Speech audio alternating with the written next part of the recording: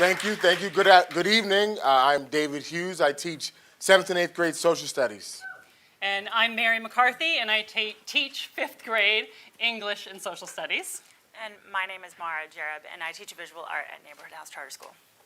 And we're here to talk to you all about rich and structured learning experiences, which create an environment for all of our children to succeed. Now, I'm sure many of us have been in this type of meeting before. Guarantee you the Ed Talks will be nothing like this. It'll be engaging and fun. Well, we like to call this a board meeting, all right? And there are many attributes to this meeting. And now imagine, though, this type of environment for our students. And all too often, some of our students and many of our students are in environments like this on a daily basis. And when we have teaching environments like this, where we're teaching our curriculum in boring ways, we're not engaging our student. This young man is disengaged. We also are not closing the achievement gap that is ever so increasing and important to close. And also, are we meeting the social and emotional needs of our young people? Well, at Neighborhood House Charter School, we created what we like to call rich and structured learning experiences, also called RIZZLs. Can everybody say RIZZL? RIZZL, you'll hear that today. So the idea of a RIZZL is to take our curriculum, okay, and create in such a way where we are developing 21st century skills. A number of years ago, we determined a certain problem at NHCS. We had a lot of rich education and rich teaching going on, where a lot of engaging classes and a lot of students that were involved in fun activities and things of that nature, but oftentimes they weren't as structured. And this was often found in our lower school. And then in our middle school, we had a lot of structured lessons. We were going through higher level texts. We were reading texts such as Letter from a Birmingham Jail and going deep into Othello. But oftentimes, it wasn't as engaging. We said, how can we put this together? And what we've created is something that we love. They're called rich, structured learning experiences, where our students are working on these 21st century skills. They are collaborating. They are communicating what they've learned. We're finding ways for them to be creative in the classroom. And we're also finding ways for them to think critically about what we're presenting to them. Mary? Thanks, Dave. So, walk into any 5th grade classroom in Massachusetts, and at some point during the year, you are going to see students learning about the European explorers of the 15th century. My classroom, no different. It used to be that I would assign each student an explorer. They would research that explorer, they would write a research paper, they would present the research paper to the other students in the classroom. A pretty standard, structured project. But let's be honest, a little boring maybe? Not for all of my students. Some of my students love that kind of academic work, but a lot of my students were extremely disengaged. And honestly, I was starting to feel like the anthem in my social studies class was, Ms. McCarthy, social studies is boring.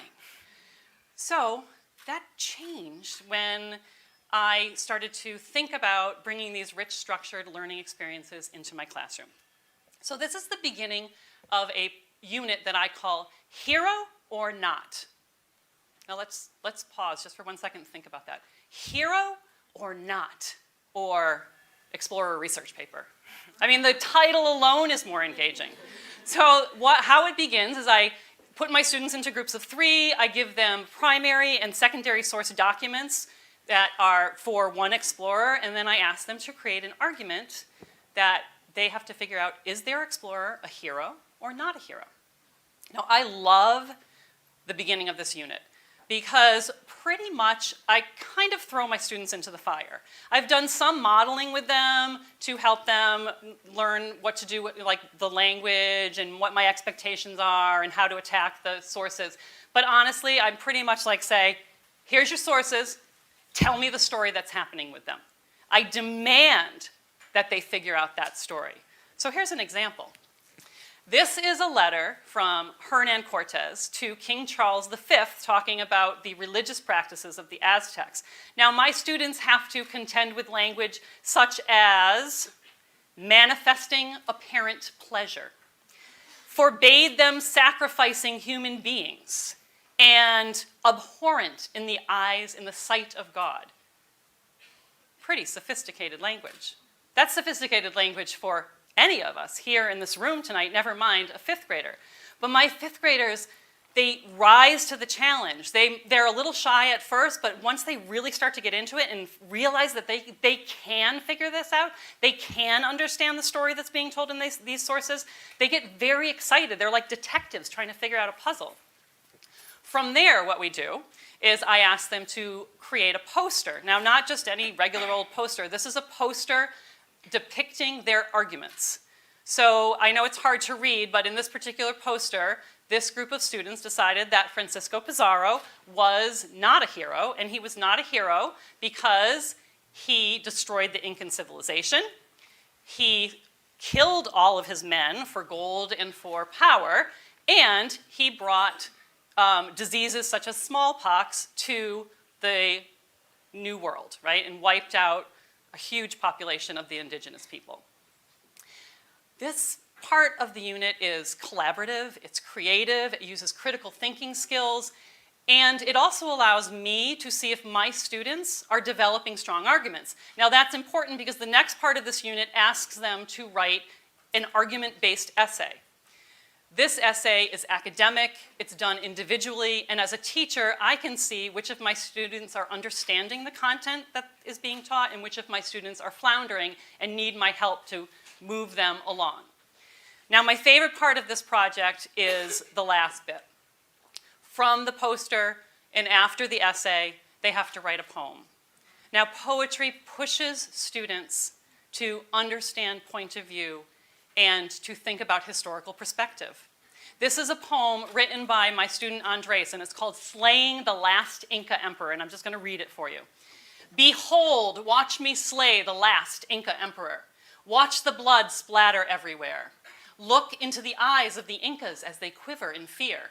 Load the slaves and valuables onto the ship. My lord will be filled with joy and pleasure. See the bodies, turn to see the bodies of soldiers, smell the juicy red blood, see the daggers, axes, steel blades punctured into the people, hear the cling. Ladies and gentlemen, that is so exciting to me as a teacher. That is so exciting to Andres as a student. That is not textbook history. That is a 10-year-old understanding the complexity of our human experience on this world. Very exciting. Okay, so after looking at Mary's deep dive into her Hero or Not project, let's take a look at how this looks like in other content areas and other grade levels. Let's start with kindergarten. So this is Mr. Lind's classroom. As you can see, Mr. Lind is surrounded by students with upturned palms waiting for crab that was cooked right in their classroom. This was part of their ocean unit, where students were literally immersed in their study. Students sang about sharks and crabs, they counted sea turtles by twos, and they observed fish and drew them from observation. So this entire unit was basically rife with rich experiences for these students, but yet they were also held accountable for relevant and applicable understanding of the ocean and the Bay State that we live in. Next, let's take a look at Miss Fan's class. These are third graders. This is not indoor recess. This is science class. So these students are fortunate enough to have Miss Fan as their teacher who thinks about those learners who are kinesthetic, visual, and auditory learners. So these students are actually reenacting how electricity works, while Miss Fan observes to make sure that students are understanding the concept, and then she can pick out those who she understands don't quite get the concept and talk to them later. And finally, we have our visual arts section. These students were given primary paint colors as well as black and white, and they were told to make sure that they could paint any color they could possibly imagine during that art period. So they had a very good time with these paints, and then of course we asked them to come up with names for them, and that's where the creative challenge came into play. We came up with names like seasick, burnt toast, nacho cheese. We put Martha Stewart to shame. So the next phase of this unit, the students were asked to organize the colors as they saw fit. This was just coming off of a science unit where they were learning about classification, so it was perfect integration there. Students took that opportunity to argue, persuade, change their mind, disagree, and collaborate with one another on all kinds of color options. The next collaboration that I put them to task was to figure out how to arrange these colors into the color wheel. So students were, again, collaborating with each other, figuring out what colors relate to each other and how to organize them in a meaningful way. So this is how we introduced color theory to these students, which is pretty exciting. A little bit more forethought rather than just asking them to recreate the color wheel itself. So if you can ask yourself, what makes rizzles exciting? What makes them purposeful, and why even have them? Well, if you walk into any of our classrooms, you would see students engaged in exciting learning. They would be the ones to let you know that they wouldn't want to learn any other way. So we'll leave you with this Chinese proverb: tell me and I might remember, tell me and I'll forget, show me and I might remember, but involve me and I'll understand. Thank you so much.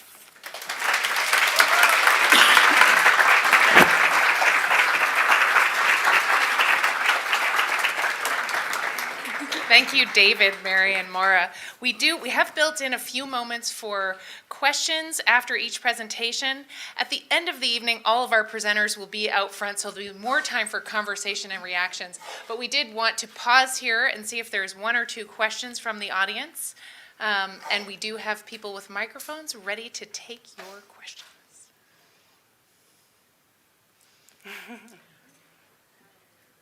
Well, that's how rich and structured. Nope, Owen? Sure. It's great stuff. I have two questions. So first is, how do you decide whether something is a rizzle or a fake pretend rizzle? How do you tell if it's good enough on the front end? And then how do you evaluate on the back end whether something was an effective rizzle as opposed to a poorly run rizzle? I can start. So considering we have to constrain this into 10 minutes, it's really hard to include everything. We have a recipe that creates rizzles, and essentially we have a list of at least 10 things on the rich side that you should be incorporating, of course not into every single rizzle, and then we have a set of recipe ingredients for the structured side. So as long as you're taking bits and pieces from both of those recipes, it constitutes as a rich and structured learning experience. It needs to include things like multiple access points for students. It needs to include assessment, formative, and summative. You have to be able to know that your students can walk away from this experience knowing and understanding something that's relevant and applicable to not only their lives, but also to what we're required to be teaching our students.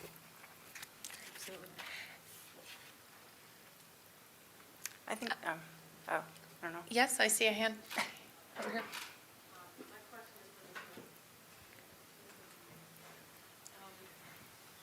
My question is for Ms. McCarthy. Yes. I just wanted to know, you talked about poetry. Is that something that you do throughout the school year as part of their writing experiences and to build on their complexity? Yes, I do. So I do teach English and social studies, so I have the ability to know what I'm doing in English and be able to bring that into social studies and vice versa. So we read poems, we study poems, we analyze poems, and we write poems throughout the year. So yes, the answer is yes. And I think we have time for one more in the back. Oh, actually, we are streaming it, so we do need you to use the microphone. I'm just curious about the genesis of this and how it came to be and then how you got it implemented throughout the entire school and everybody's buy-in on it. Yeah.